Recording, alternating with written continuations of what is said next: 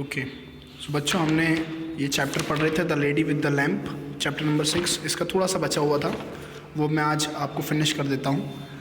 यहाँ तक हमने पढ़ लिया the lady with the lamp. उनको कैसे बोला गया, क्योंकि जो सोल्जर्स थे वहाँ पे, पेशेंट्स जो थे, उन्होंने उनका नाम क्या रख दिया था, the lady with the lamp. आगे लिखा हुआ है Nightingale started a special kitchen where food for patients was prepared. She also established a laundry to provide the patients with clean sheets and cloths.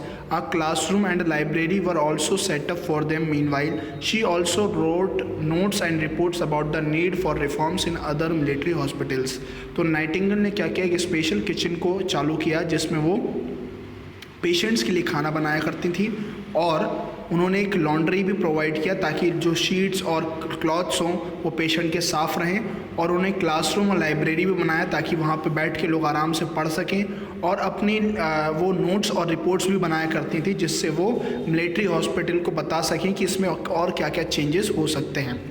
आगे लिखा हुआ है when the war was over Florence Nightingale return to her childhood home at Lea Hurst. People welcomed her warmly. The queen rewarded her by presenting a special engraved brooch to her that was called the Nightingale Jewel, and a prize of 25 lakh euro from the British government. There were reports about the need for reforms in other military hospital. हम ये वाला paragraph पढ़ रहे हैं। Engraved brooch to her that was called the Nightingale Jewel, and a prize of 2,50,000 euros from the British government. हुआ क्या, जब war ख़त्म हो गई तो फ्लोरेंस नाइटिंगेल अपने घर वापस लौट गई, और वहाँ पर लोगों ने उनका स्वागत बहुत अच्छे से किया।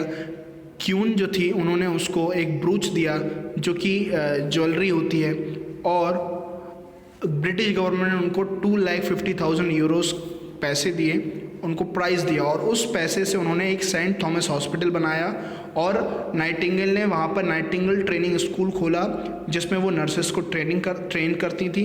Nursing was regarded as a honourable profession even by the upper class, और अब नर्सिंग क्या हो चुका था, एक सम्मानी जॉब हो चुका था, क्योंकि अपर क्लास के लोग भी उसे करने लगे थे। Nightingale took ill by the time she was 38.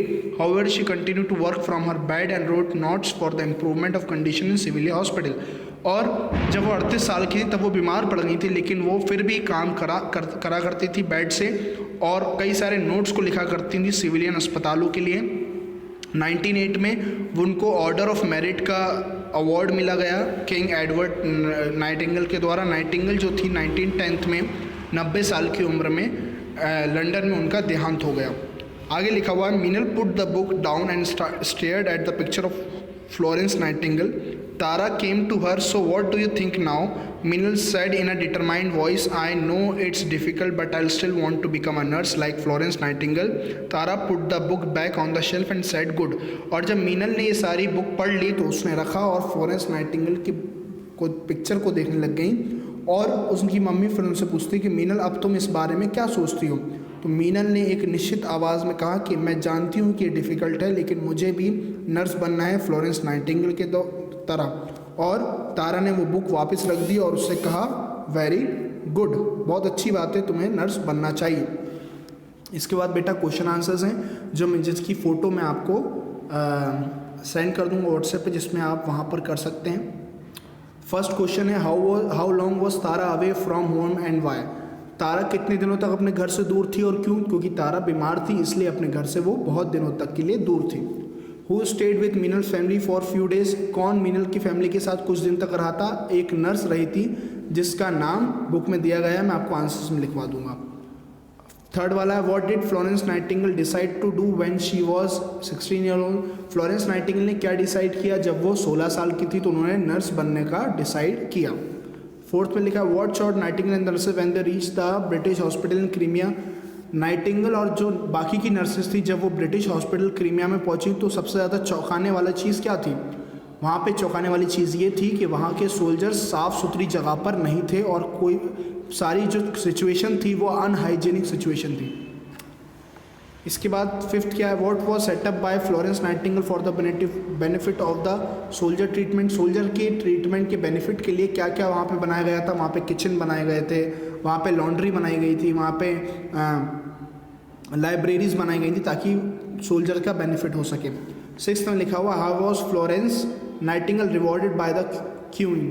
तो फ्लोरेंस नाइटिंगेल क्या रिवॉर्ड मिला था उनको?